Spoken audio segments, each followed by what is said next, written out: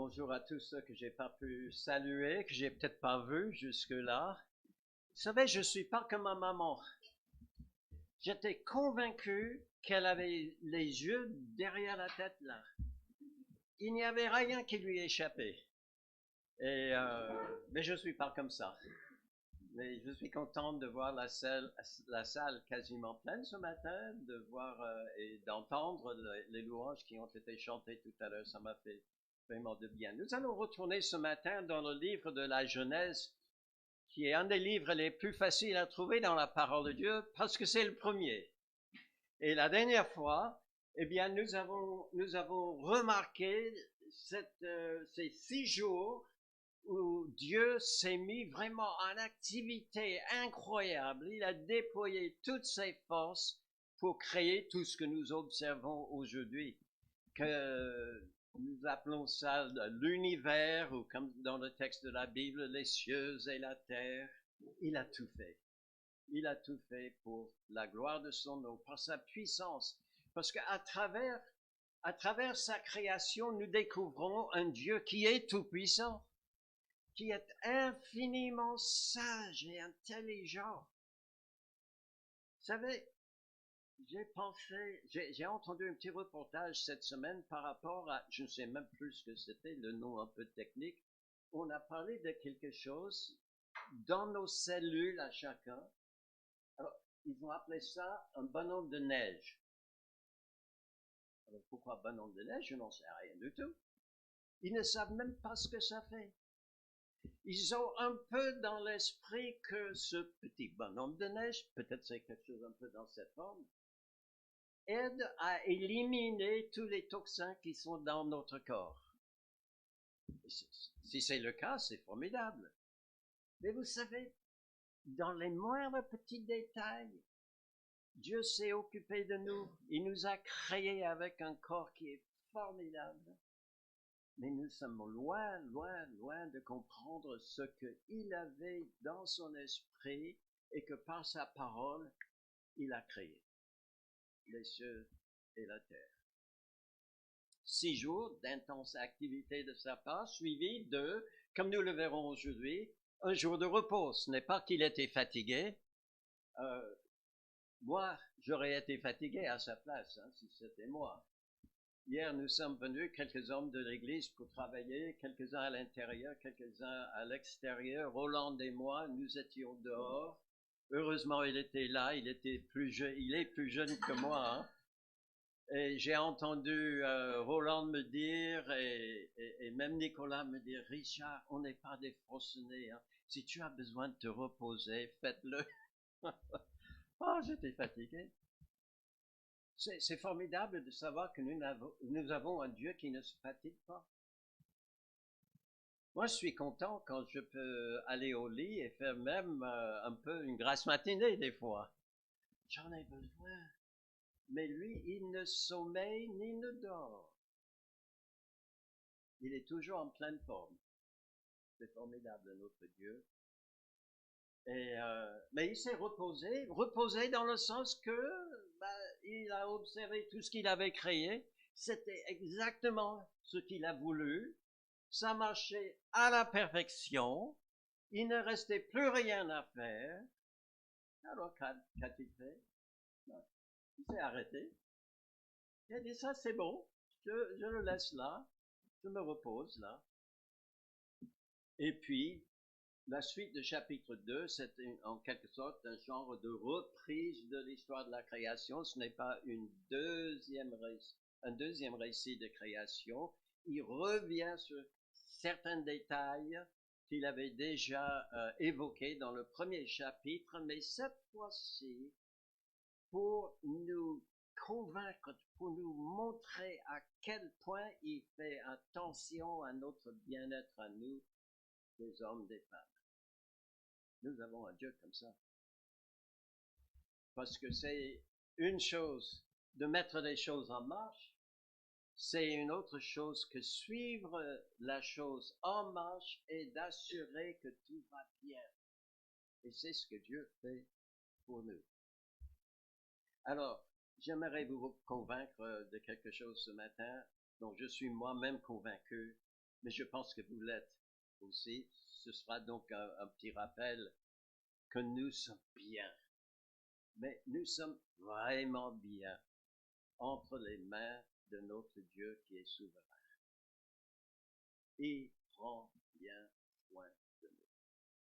Et nous le voyons dans ce chapitre 2 par des actions qu'il fait rien que pour nous, pour l'homme. Alors, on va ouvrir notre Bible à Genèse chapitre 2. Et la première chose alors je vais le faire un peu dans le désordre, si vous voulez bien. Vous comprendrez pourquoi. Mais je commence au verset 7 pour parler du fait que Dieu revient sur l'histoire de la création. Il avait déjà dit qu'il allait créer l'homme à son image, et il avait fait. Mais il revient sur cela pour dire au verset 7, l'Éternel Dieu forma l'homme de la poussière de la terre, il souffla dans ses narines un souffle de vie, et l'homme devint un être vivant. Formidable. Alors là, il n'a pas fait à distance. Quelquefois, Dieu a dit que la lumière soit, et hop, la lumière fut. Et par sa parole, il a annoncé quelque chose qui, hop, c'est arrivé comme ça. Mais cette fois-ci, il vient sur la terre et lui-même, j'essaie d'imaginer ça, comment ça a dû être Dieu qui se penche sur la terre nouvellement créée et qui prend dans ses mains un peu de poussière, un peu de boue de la terre et il commence à former, le mot peut-être traduit également modeler, le corps du premier homme. Formidable. Peut-être vous dites ce matin, je ne suis pas Adam, je ne suis pas Ève, j'étais pas l'objet d'une création directe de Dieu. Mais est-ce qu'il ne nous a pas créés quand même? David, qui vivait des millénaires, on ne sait pas combien de temps, mais des millénaires après le jour de la création, il a écrit ceci dans le psaume 139, qui est en quelque sorte une prière qu'il adresse à Dieu. Et il dit à l'Éternel, c'est toi qui as formé mes reins. Alors qu'il est né comme vous et moi, de parents, tout naturellement. Mais il dit, c'était toi qui étais à l'œuvre, l'Éternel, qui m'a tissé dans le sein de ma mère. Je te loue de ce que je suis une créature si merveilleuse. Tes œuvres sont admirables et mon âme le reconnaît bien. Mon corps n'était point caché devant toi lorsque j'ai été fait dans un lieu secret, tissé dans les profondeurs de la terre. Quand je n'étais qu'une masse informe, tes yeux me voyaient et sur ton livre étaient écrits, tous inscrits les jours qui m'étaient destinés avant qu'aucun d'eux n'existe. Il nous créait, il voyait même la finalité de son travail. Ce qui l'amène à dire à la fin de ce psaume que tes pensées, ô Dieu, me semblent impénétrables. Que le nombre en est grand. Si je les compte, elles sont plus nombreuses que les grains de sable. Je m'éveille et je suis encore avec toi. Oui, nous n'avons pas, vous et moi, nous n'avons pas été l'objet d'une création directe de Dieu. Il a créé le premier homme et nous verrons un peu plus tard à la fin de ce chapitre, il a créé aussi, c'est pas assez fort, je m'approche un peu, et il a créé le premier homme et la première femme, et puis il leur a dit, soyez féconds, multipliez-vous, et il leur a donné la possibilité de le faire, et puis c'est comme ça que nous sommes venus dans le monde. Et Dieu est là. Et nous pouvons dire avec le psalmiste, Dieu m'a créé. J'espère que vous êtes content avec le corps qui vous a créé. Hein? il y en a qui aimeraient être un peu plus grand, ou un peu plus petit, ou un peu plus costaud, ou plus belle, ou avec des oreilles qui ne sortent pas autant, ou je ne sais pas. Mais Dieu nous a créés tels que nous sommes et il sait bien ce qu'il fait. Et normalement, il faut l'avouer, ça marche très bien. Est-ce que vous n'êtes pas content que ce matin, vous avez eu le pensée de dire à votre cœur, « Hé, commence à battre, j'ai une journée devant moi. » Vous avez pris votre petit déjeuner, puis vous avez dit à votre estomac, « Hé, il est temps de digérer là maintenant. » Hein? Pour la quasi-totalité du fonctionnement de notre corps, nous ne faisons même pas attention. Il faut que nous tombions malades quelquefois pour se rendre compte de combien, comme le psalmiste a dit, nous sommes merveilleusement conçus. Et c'est Dieu qui l'a fait. Et nous pouvons dire avec lui, « Ah Seigneur, tu m'as créé. Tu m'as créé. » Mais pas seulement ça. Il dit, « Tu me gardes aussi, Seigneur. Même quand je suis endormi, tu es là. » Et je me réveille le matin et tu es là. Tu es là. Tu étais avec moi depuis ma naissance jusqu'à aujourd'hui. Quand j'étais éveillé ou endormi, tu étais là. Quand je m'éveille, Seigneur, tu es là. J'espère que vous êtes conscients que Dieu est là, pas seulement le dimanche à l'église de Marolles-sur-Seine, mais quand vous rentrez chez vous et que vous faites face à votre quotidien, eh bien que Dieu est là pour vous. C'est quelque chose de formidable. C'est la première chose que Dieu a faite. Il a créé l'homme. Il lui a donné le souffle de vie. Et nous voilà encore aujourd'hui à le louer par le souffle qu'il nous a accordé. Deuxième chose qu'il a faite dans ce chapitre, et là, je reprends maintenant le récit au début du chapitre, parce qu'il est question du repos de Dieu, mais il est dit que Dieu a mis à part, il a sanctifié ce jour-là. Il n'avait pas besoin de le sanctifier pour lui-même. Mais là, c'est pour ses créatures. Et nous lisons, ainsi furent achevés les cieux et la terre et toute son armée. Dieu acheva au 7e jour son œuvre qu'il avait faite, et il se reposa au 7e jour de toute son œuvre qu'il avait faite. Dieu bénit le 7e jour, et il le sanctifia, parce qu'en ce jour, il se reposa de toute son œuvre qu'il avait créée en le faisant. Il se repose, et il permet maintenant à Adam et tous ses descendants, nous aussi, de prendre un jour pour nous reposer. Vous savez, au besoin, il n'y a pas besoin de syndicats pour s'occuper des travailleurs. Dieu lui-même le fait pour nous. Et il nous donne un jour de repos. Dieu ne fait jamais les choses à moitié. Quand il commence quelque chose, il achève. Et il va l'achever parfaitement. Il dira à la fin de toute chose qu'il fait, c'est bien. C'est même très bien. Et c'est intéressant de remarquer que dans ce premier livre écrit par Moïse, pratiquement à la première page, il dit que Dieu a achevé sa création. Maintenant, tu prends le dernier livre qu'il a écrit, des 5, Genèse, Exode, Lévitique, Nombre, Deutéronome, et vous allez presque à la dernière page. Donc, il commence et il termine toute son œuvre en disant, ses œuvres sont parfaites. Parfaites. Ça, c'est notre Dieu. Donc, il peut se reposer. Et il peut nous permettre de nous reposer aussi, si nous décidons de le laisser conduire notre vie et que nous sommes engagés à faire sa volonté. Il a fait à la création, comme nous venons de voir, et donc c'est pour cela qu'il est dit, il acheva au 7e jour son œuvre qu'il avait faite, et puis il se reposa, tout simplement.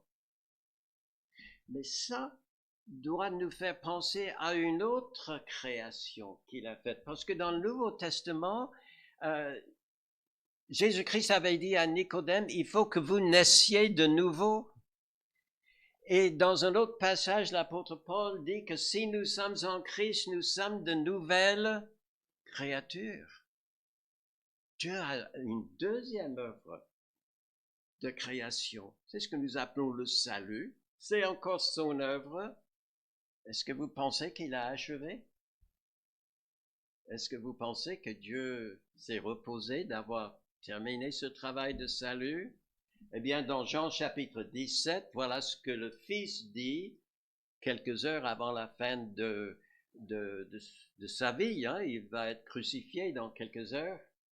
Mais il a prié. Il a pris le temps devant ses disciples de prier et il dit au Père, je t'ai glorifié sur la terre.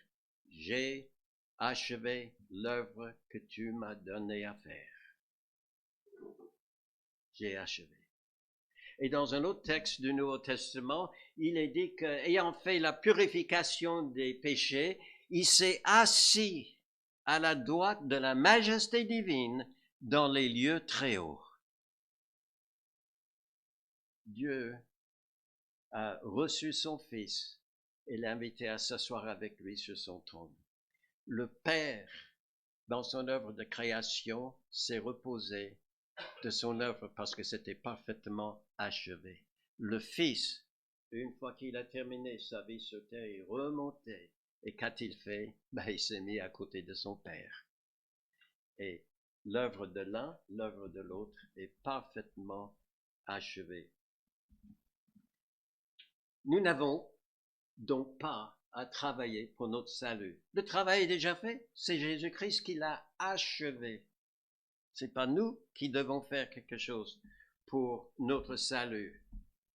Il y avait une fois où Jésus-Christ a dit un mot à ceux qu'il peinait beaucoup, qui avaient fait beaucoup d'efforts pour obtenir un peu de pain, pour se nourrir pendant quelque temps. Et il leur a dit, vous deviez plutôt travailler pour le pain qui donne la vie éternelle. Et ils lui ont posé la question, mais que devons-nous faire pour avoir la vie éternelle? Et Jésus-Christ leur a fait cette réponse, l'œuvre de Dieu, c'est que vous croyez à celui qui l'a envoyé. Le Fils était envoyé pour faire le travail. Nous sommes appelés et invités encore aujourd'hui à le recevoir et à croire en son œuvre parfaite. Éphésiens dit ceci sur les versets que nous connaissons très bien. C'est par la grâce que vous êtes sauvés au moyen de la foi, et cela ne vient pas de vous. C'est le don de Dieu. Ce n'est point par les œuvres, afin que personne ne se glorifie. Oui, c'est une grâce que Dieu nous donne. C'est comme un cadeau. C'est comme un don qui fait par grâce. Et pourquoi? Et qu'est-ce qu'il met entre nos mains si nous l'acceptons? Il nous met dans nos mains quelque chose de parfait, complet, achevé. Et nous n'avons pas à travailler pour obtenir ce salut. Nous n'avons même pas à travailler pour compléter ce travail de notre salut. Il y en a qui pensent que, oui, je crois en Jésus-Christ, en son œuvre, je crois en la grâce de Dieu, mais Dieu nous impose à faire des choses pour un peu compléter ce que Christ a fait. Faire des sacrements, par exemple, ou faire d'autres rites, bonnes œuvres. Que dit la parole de Dieu? Que Jésus-Christ peut sauver parfaitement ceux qui s'approchent de Dieu par lui. Christ n'a-t-il pas dit, nul ne vient au Père que par moi? Et si nous voulons nous approcher de Dieu, nous devons absolument passer par Jésus-Christ et recevoir le cadeau de la vie éternelle. Et si nous le faisons, eh bien, il nous sauve. Comment? Parfaitement. étant toujours vivant pour intercéder en leur faveur. Il est venu sur terre, il a donné sa vie pour nous, il est ressuscité, il est remonté au ciel, il est assis à la droite du Père en train de prier pour toi et en train de prier pour moi. Que notre foi ne faille point. Quand le texte dit qu'il peut sauver parfaitement, le mot parfaitement signifie complètement. Il peut sauver complètement ceux qui s'approchent de Dieu par lui. Il peut sauver entièrement. Il ne va pas sauver un bras seulement, hein? Ou un pied. Il va vous sauver complètement, entièrement et de manière définitive. Il n'y a rien à ajouter à l'œuvre de Christ, parce que son œuvre était parfaitement achevée à ma place et pour vous, pour chacun d'entre nous. Bon, quelqu'un peut dire, oui, d'accord, lui, il a fait une œuvre parfaite. Il peut me sauver parfaitement. Mais il me demande la foi. L'œuvre de Dieu, c'est qu'il croit en celui qu'il a envoyé. Mais ma foi, moi, vous savez, ma foi est assez faible. Il y a des fois où je doute, où je suis assailli par les tentations. Et je tombe. J'ai entendu quelqu'un prier dans ce sens tout à l'heure, mais nous aurions pu tous faire cette prière-là. Parce qu'il faut admettre que nous sommes tous faibles. Mais est-ce que ça signifie que nous pouvons tomber de la main de Dieu? Non. Bon, il y a beaucoup de versets dans la Bible par rapport à ça, mais j'aimerais vous laisser avec celui-ci qui nous encourage à avoir des regards fixés sur Jésus, qui suscite la foi, dans cette version, suscite la foi et l'amène à la perfection. Il y a quelques traductions, peut-être vous avez une de ces traductions qui parle du chef et du consommateur de la foi. C'est une autre façon de voir, parce que les deux mots, susciter la foi et mener à la perfection, sont en réalité des noms qui nous aident à fixer nos regards sur Christ. Il est celui qui suscite la foi. Le mot signifie il est le prince, il est le chef, celui qui est à la tête, qui conduit les choses. Il est comme le chef de l'armée. Et si nous voulons le suivre et gardons les yeux sur lui, eh bien, c'est ce qu'il veut. Il va amener notre foi aussi à la perfection. Et là, ce mot-là parle de celui, comme dans la Genèse, qui achève son travail. Vous avez une foi parfaite? Vous avez une grande foi? Je vois pas beaucoup de mains là, qui se lèvent. Vous avez une foi forte? Et tout le monde dit... J'aimerais vous assurer que, selon la parole de Jésus, vous n'en avez pas besoin. Il a dit que votre foi soit même comme un petit grain de sénévé que vous auriez mal à le tenir entre deux doigts. Vous pouvez déplacer les montagnes. C'est pas la grandeur de la foi, c'est la grandeur de la personne en qui vous croyez qui compte.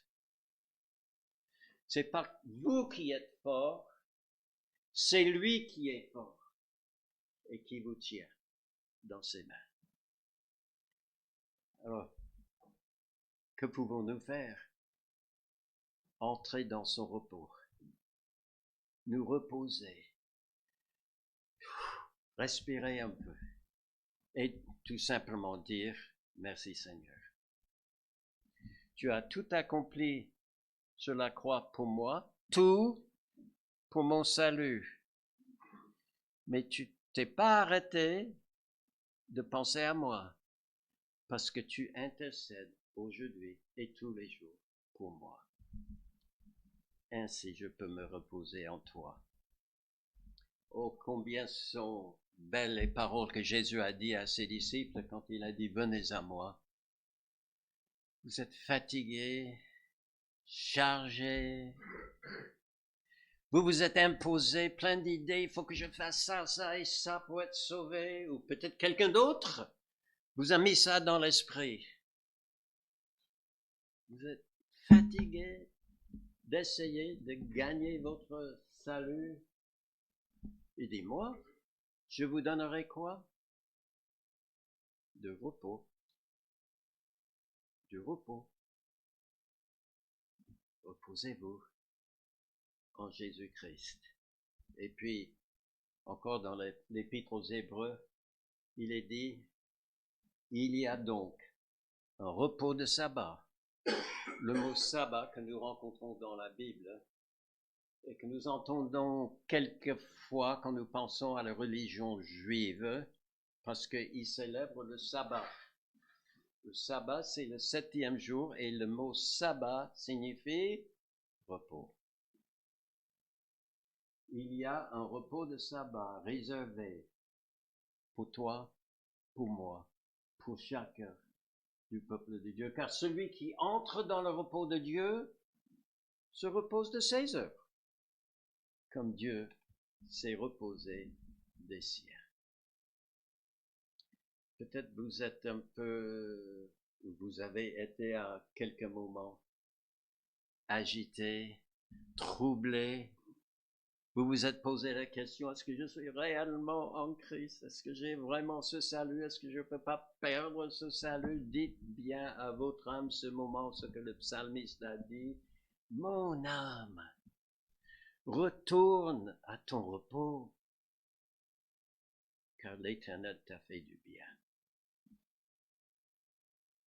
Dieu a créé l'homme et il permet à l'homme de se reposer en lui. Il pense bien à nous, hein? Troisième chose que Dieu a faite, c'est de lui créer un habitat, mais un habitat non pas quelconque, hein? Vraiment quelque chose d'extraordinaire, magnifique. Nous lisons à partir de verset 8, puis l'Éternel, Dieu, planta un jardin en Éden. Un jardin. J'aime bien le jardinage. Et j'aime bien penser que Dieu est un jardinier. Parce qu'il a fait. Une fois qu'il avait créé la terre, eh bien, il a pris soin de travailler en particulier sur un endroit qu'il appelait Éden. Et le mot Éden signifie délice, hein, plaisir. Pourquoi? Parce qu'il voulait préparer quelque chose pour l'homme où l'homme pouvait se sentir vraiment bien, en paix, sans souci, où il pouvait réellement se reposer. Alors c'était un jardin verdoyant parce qu'il est question même des arbres, surtout des arbres que Dieu plante. Alors je ne sais pas quelles essences, mais il a planté plein d'arbres. Je pense que c'était bien arrangé. Hein? Je ne pense pas qu'il ait fait moins bien que certains jardiniers aujourd'hui, hein, notre Dieu. Et là, c'était quelque chose de magnifique. Et chaque arbre portait du fruit pour que l'homme puisse trouver à manger. Hein? Alors, si le jardin était si bien préparé que les arbres puissent pousser, je pense que pour l'herbe, c'était pas un problème du tout, hein? Alors qu'il y avait des graminées, peut-être vous aimez des céréales le matin. Benjamin et moi, nous aimons les céréales le matin. Ben, ça pousse, ça pousse. Dieu s'occupe de nous.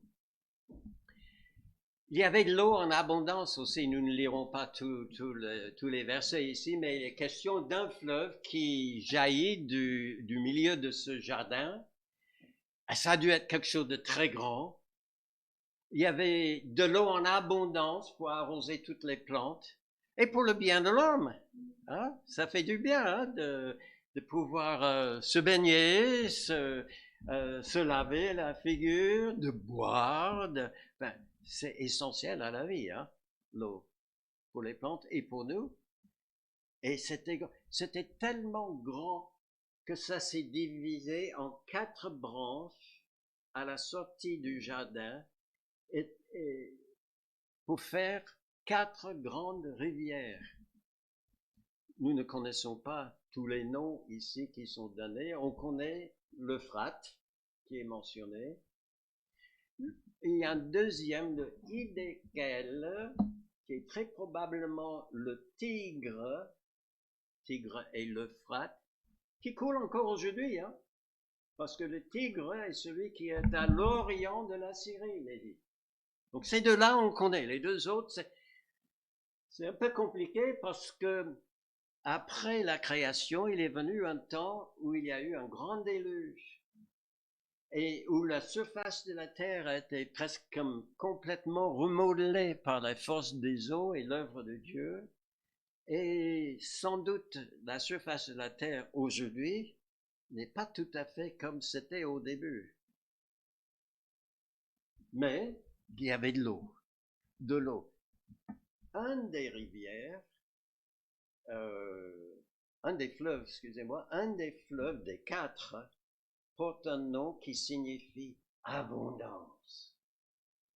Donc déjà, si un des 4 s'appelait abondance, eh bien le premier qui donnait naissance aux 4 devait être quelque chose de formidable. Vous savez où Moïse a passé, c'est lui qui a écrit le récit, hein? C'est Dieu qui a révélé cela à Moïse. Vous savez où il a passé pratiquement toute sa vie? Dans le désert. Il savait apprécier l'eau. Et ça a attiré son attention et Dieu l'a souligné pour lui parce que il voulait convaincre Moïse. Moïse, toi, tu sais combien il est quelquefois difficile pour les hommes à certains endroits sur la terre de trouver tout simplement à boire. Mais au début, il n'en était pas ainsi. Moi, je me suis même préoccupé, pas seulement de la nourriture, mais quelque chose pour désaltérer aussi. De l'eau en abondance. Et puis, la nourriture variée et délicieuse. C'est intéressant ici ce qui est dit. Au verset 9, l'Éternel Dieu fit pousser du sol les arbres de toute espèce, agréables à voir et bons à manger. Ça vous rappelle quelque chose? Oui, c'est exactement ce que Ève a constaté. Quand un jour, elle a regardé vers un arbre qui n'avait pas trop attiré son attention avant. Je pense que tous les arbres étaient beaux, hein. Mais elle a remarqué, et puis c'est Satan qui l'a fait remarquer, celui-ci en particulier, beau à voir, bon à manger. Mais c'était pas quelque chose d'exceptionnel, c'était pas un arbre magique ou quelque chose comme ça. Tout était comme ça. J'ai pensé à ça. J'ai une imagination qui est quelquefois un peu bizarre. Mais ça m'a fait penser à une illustration qui est tout à fait inventée. J'imaginais que Adam vivait de nos jours et que Dieu venait à côté d'Adam et il a placé non pas au milieu d'un jardin, mais du plus grand supermarché du coin. D'accord? Je vous laisse imaginer, je fais le pub de rien, mais vous imaginez le plus grand centre commercial possible et que Dieu lui amène le caddie et dit, vas-y, fais tes courses, tu prends tout ce que tu désires, tout ce que tu veux, tout est bon, prends. Et d'ailleurs, si un caddie ne suffit pas, et vous avez encore envie d'autre chose, bah, il y a plein de caddies, hein. Et puis il dit à Adam, bah, je t'attends à la caisse, hein, c'est moi qui règle. C'était à peu près ça. Vous savez, de nos jours, peu sont-ils qui peuvent faire des courses sans compter, hein? On vérifie un petit peu, hein? On sait ce qu'on veut, hein? Ça, c'est pas un problème. Mais à côté de ce qu'on veut, il y a parfois toute une sélection et des fois on fait un peu. Adam, il n'avait même pas à faire attention. Il y avait juste un arbre qu'il n'avait pas remarqué. Il va le remarquer dans le chapitre prochain, qui sera le sujet de la prochaine prédication. Mais tout le supermarché était devant lui. Il pouvait faire ses courses avec la carte Gold du Seigneur.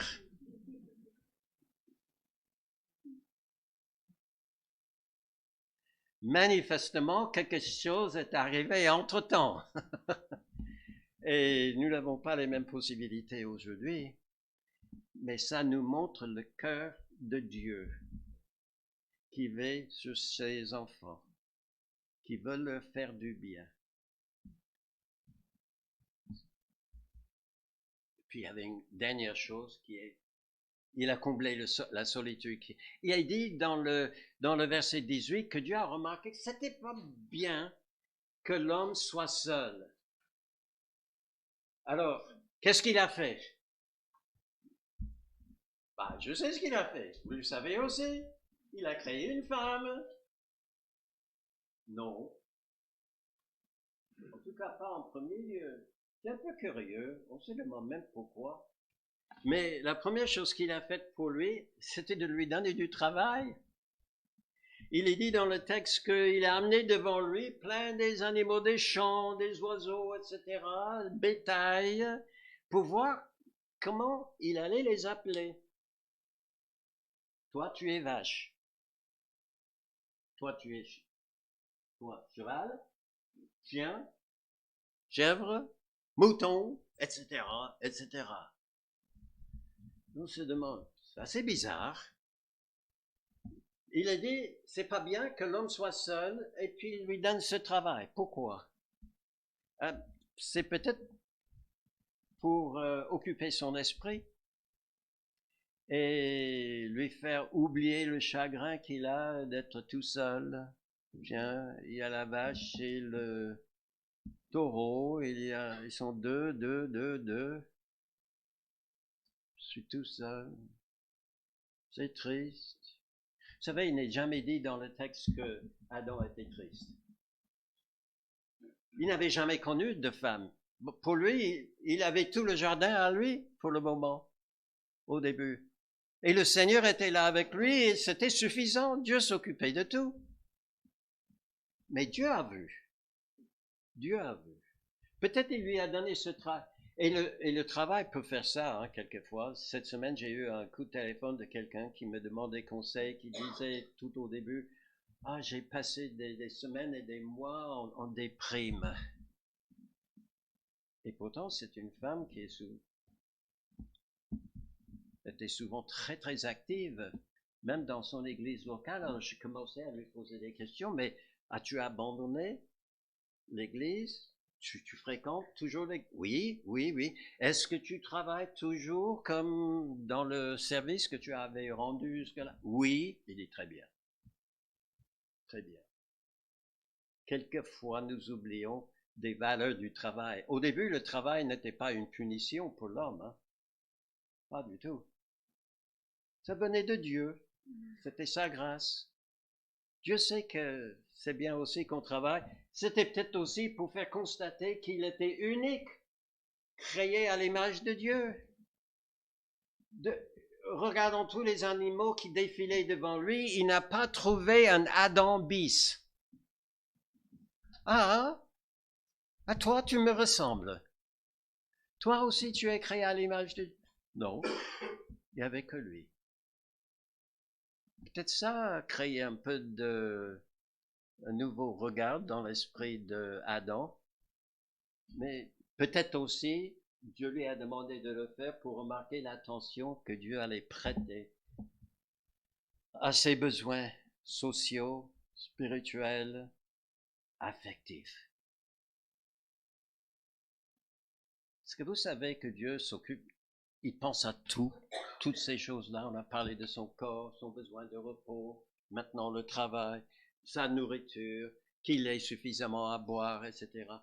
Même vous êtes convaincu que Dieu s'occupe et il pense à toutes ces choses pour vous. Il y en a qui ont besoin de dormir encore un peu. Eh oui, il pense à toutes ces choses-là. J'aimerais dire un mot aux jeunes, si je peux. pas seulement aux jeunes, hein. Il arrive que dans le cours de la vie, on ne trouve pas, comme on dit, chaussures à son pied. Je me souviens de la première fois qu'on m'a sorti cette expression. Là, je me suis dit, mais j'ai pas cherché une chaussure quand j'ai cherché ma femme. Mais il arrive aussi que dans la vie, on aura trouvé quelqu'un parfait pour soi et on vit des années ensemble et puis il arrive que l'un ou l'autre meurt et il y a la veuve ou il y a le veuf qui reste et qui ressent un certain besoin affectif. J'aimerais vous dire ce matin, Dieu le sait, autant que vous. Et comme il va, on verra dans un diapo là, il va créer quelqu'un de parfait pour Adam. Il peut vous donner quelqu'un. Il peut vous donner même beaucoup de quelques-uns. Il peut vous donner toute une assemblée qui vous accueille, qui vous entoure, qui vous aime, qui prie pour vous. Ça, c'est quelque chose de formidable. Alors, il a commencé par le travail, et puis après, finalement, c'est vrai, il l'a fait endormir profondément, parce qu'il a fait la première opération chirurgicale de l'histoire, il a ouvert, et puis il a pris un côte, il a refermé, dit le texte, et merci Seigneur, il achève ce qui commence, il ne le laisse pas avec une plaie ouverte, et il prend le côte, et comme seul Dieu peut le faire, d'un côte, il arrive à faire quelque chose de plus beau que Adam. Quelqu'un peut-être plus douce que Adam. Il a créé une femme. Et le texte dit de cette femme-là, alors là, il y a plusieurs versions aussi. Il y a certaines versions, peut-être la vôtre, qui parlent d'une aide semblable à Adam. Peut-être vous avez devant vous un texte qui emploie l'expression, c'est le même texte derrière, mais qui traduit par son vis-à-vis. Je me vois en elle. Peut-être vous avez une version qui traduit par une aide qui lui corresponde. En tout cas, j'aimerais vous mettre ici quelque chose qui n'est pas dit par rapport à cette femme et ce que Adam n'a jamais dit. Dieu ne lui a pas fait une Madame Passepartout, générique. Il connaissait le cœur de celui qu'il avait créé. Il avait créé. Et il a créé quelqu'un qui était parfaitement ajusté, adapté à lui. Et ça c'est quelque chose de formidable. Alors, on ne rencontre pas le nom Ève, on sait qu'elle va s'appeler Ève. Le nom n'arrive qu'au chapitre 4, mais elle va s'appeler Ève, mais Adam l'appelle Isha. Elle est os de mes os, chair de ma chair. En quelque sorte, quand il regardait Ève, il se voyait en elle. On est vraiment fait l'un pour l'autre. Et ça, c'est la joie que Dieu permet à ceux qui laissent le choix entre ses mains. Et ensemble, il a dit qu'ensemble, ils allaient remplir la terre. C'est-à-dire, ils allaient accomplir à deux ce qu'ils ne pouvaient pas accomplir en isolation l'un de l'autre, accomplir le mandat que Dieu leur avait donné à tous les deux, de remplir la terre, cultiver le jardin, dominer, j'aime pas trop ce mot, c'est pas une mauvaise traduction cette fois-ci, mais c'est dominer comme un berger domine sur son troupeau. Vous savez qu'à l'époque, on ne tuait pas les animaux pour les manger. Hein. À l'époque, Dieu avait dit à Adam, voilà tous les arbres, voilà tout ce que la terre produit, que ce soit des légumes ou des fruits, il était végétarien, comme on dirait aujourd'hui. Et donc, mais il devait dominer sur les animaux comme Dieu voulait dominer sur toute sa création, pour le bien, comme un berger, comme un père. Alors je pense que, voilà, que notre bien-être est bien entre les bonnes mains de la souveraineté bienveillante de Dieu. Il pense à tout. Ça peut être notre corps, notre santé, hein, les forces qu'on a ou qu'on n'a plus quelquefois, on a besoin. Il sait tout ça. Nos besoins corporels, notre alimentation, notre habitat, notre travail, nos besoins affectifs, sociaux, spirituels. Il sait tout. Il regarde tout et il pourvoit tout. Il n'était pas obligé, c'était dans sa bonne volonté de le faire. Et tous les jours, il n'a pas besoin, vous mettez votre nom, il n'a pas besoin de dire, alors je ne sais pas si je vais faire quelque chose de bien pour Richard aujourd'hui ou pas. Il est ainsi disposé envers chacun de nous. Alors nous pouvons dire avec le psalmiste encore, heureux l'homme qui place en l'Éternel sa confiance et qui ne se tourne pas vers les hautains et les menteurs. Puis il dit directement à Dieu, tu as multiplié, Éternel mon Dieu, tes merveilles et tes desseins en notre faveur. Nul n'est comparable à toi. Je voudrais les publier, les proclamer, mais le nombre est trop grand pour que je les raconte. Moi, je suis pauvre et indigent, totalement dépendant de la grâce de Dieu. Mais je sais une chose, le Seigneur pense à moi. Pouvez-vous le dire ce matin? Le Seigneur pense à moi. Il pense à vous. Oui, ça nous inspire la confiance, le bonheur, la joie de savoir que nous avons un, et pas n'importe lequel, qui pense à nous dans tous les domaines de notre vie. Jacques dit, coïncider la même chose quand il dit, c'est le frère de Jésus qui dit ceci, toute grâce excellente et tout don parfait descend d'en haut du Père des Lumières, chez lequel il n'y a ni changement ni de variation. Il a toujours fait depuis la création, il a continué et aujourd'hui encore et jusqu'à la fin de la vie. Si nous l'acceptons, si nous le reconnaissons, il prend soin de nous. Et il nous donne des choses excellentes. Alors le psalmiste, il a dit, mon âme, bénis l'Éternel et n'oublie aucun de ses bienfaits. Des fois, on le chante. Ça fait un moment qu'on ne l'a pas chanté, mais on sait, je crois.